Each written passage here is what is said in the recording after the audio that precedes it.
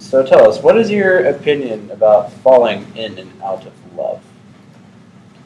Well, I think that first off, it's possible to do. It's possible for you to fall in love and then eventually fall out of it.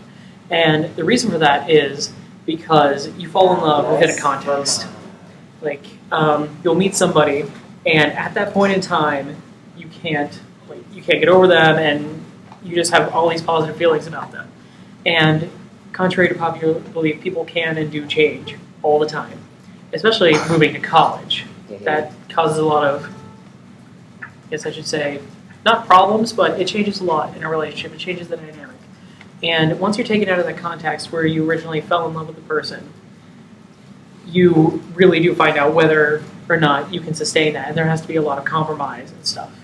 And sometimes that's just not possible to do because both people in the relationship have to think.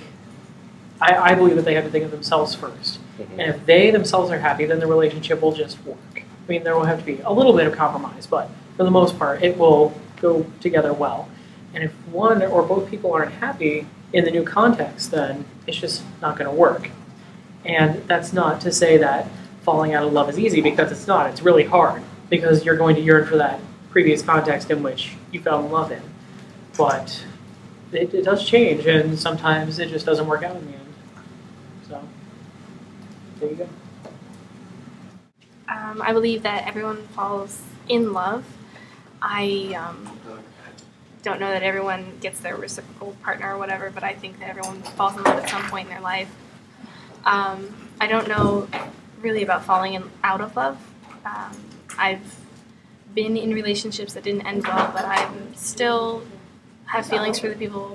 Not at the same amount, but I don't think I've fallen out of love with them. I think that my emotions have changed.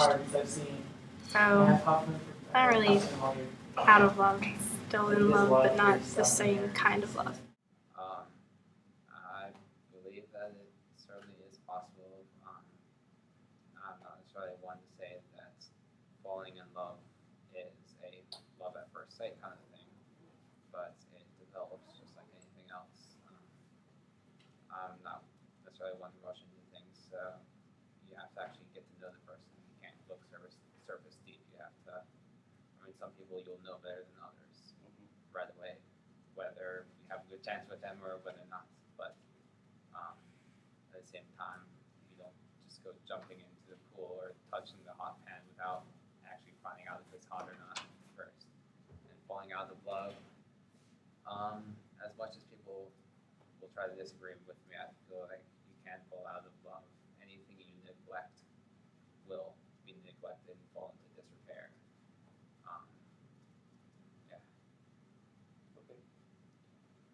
Leave a little time for today. I believe it's possible. And I say that because I feel like I have. But I have mixed feelings about it, simply because I have a hard time believing that my definition of love, or what I believe it to be, would allow someone to fall in and out of it. Do you think everyone deserves love? Yes. Explain, please, if you might. You don't have to. It's one of those things that, and it could just be the way our society is, because this is how I feel. I don't know if it would be the same in contexts elsewhere, but I think it's essential just for human beings. We need somebody to relate to, and we need somebody to share the experience with. And there will always be those people who would prefer not to, but they're loved in different ways. Love just doesn't have to mean in relationships. It could be through other mediums. But everybody does deserve to love and to love something. I think everyone deserves love, and I think everyone gets love just because that's just how we are as humans. I think we need another person in our lives to be our second half, or whatever you want to term it as. I don't know that everyone ever finds that other love. I know for a long time I never thought I would, so. And I know some people that definitely have never found that person, but I think everyone deserves to be loved in that manner, or at least to feel that way about someone, even if they don't reciprocate. And it makes you more whole. It just kind of completes you. Oh, absolutely. Um, I'm one to believe that how could this world run without love? That's pretty much what's keeping this world together. I'm a Christian, okay, so that would go along with my idea of God is an idea of love.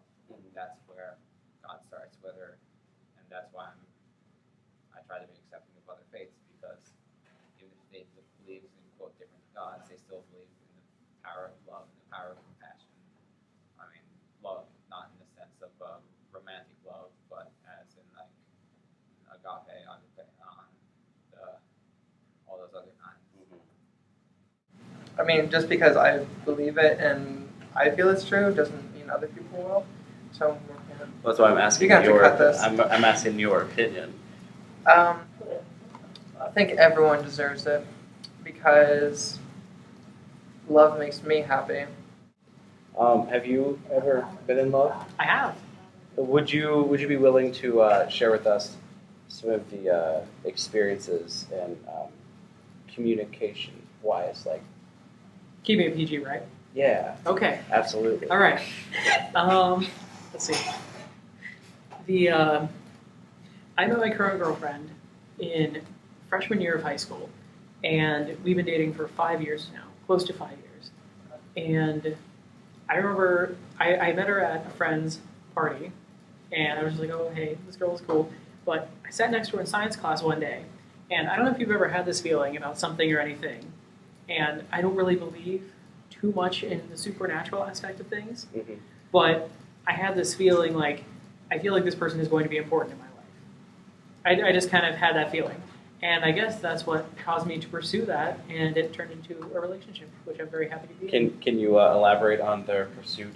Like what I'm interested in is like the communication aspect. Oh, Like how did okay. you communicate to her that you had these feelings? Well, it first started out with really dumb, funny comments because that's just how I operate.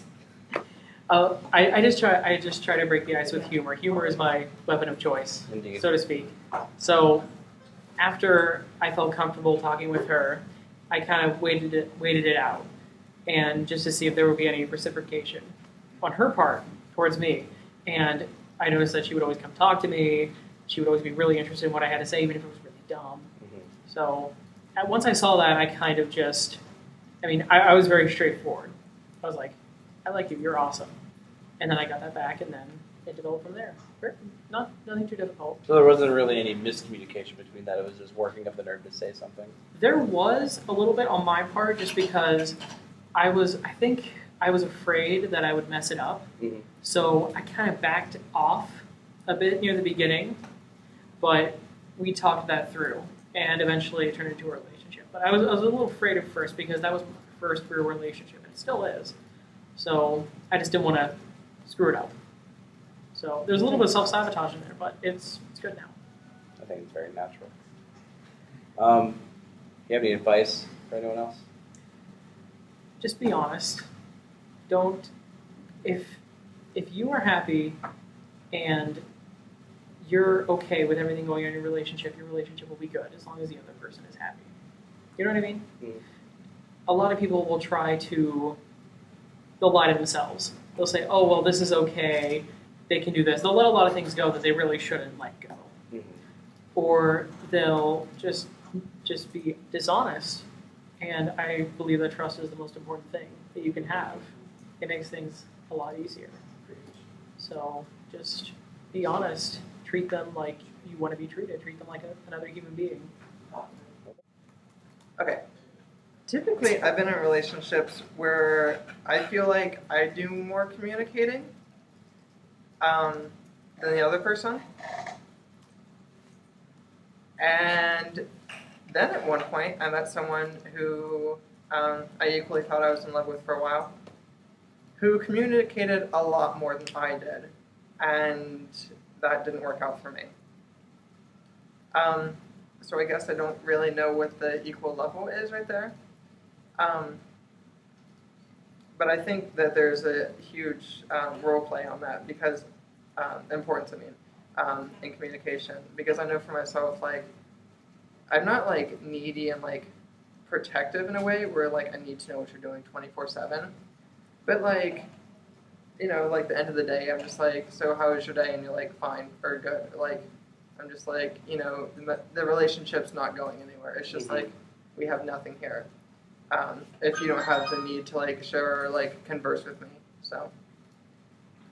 But then on the other hand, if I was just like, how's your year been, or something like that, and you literally give me a detailed list of everything you're doing in life, like, I mean, I don't mean to be rude, but I just don't care that much. I do, and I want to know, but like small increments, like, it's just too much at once for me. I do better in small chunks over time.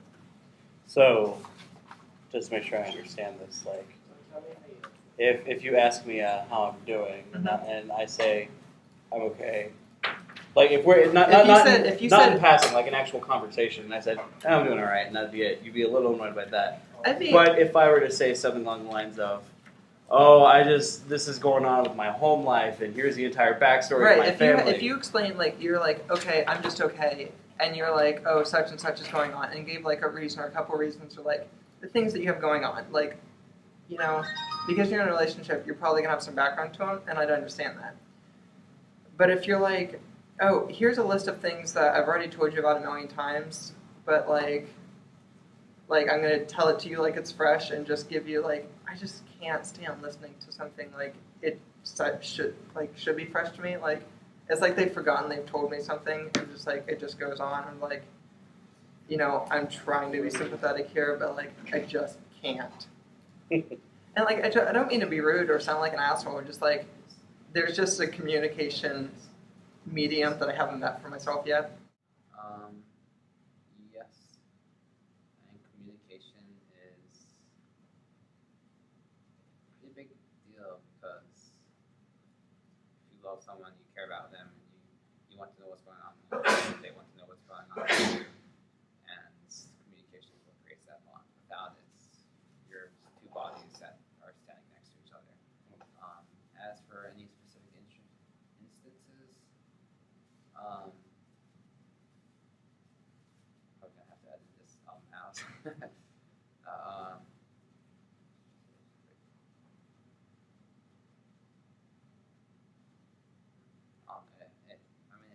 It's a daily occurrence. You just have to. There is always going to be a lack of communication that you're going to have to fix.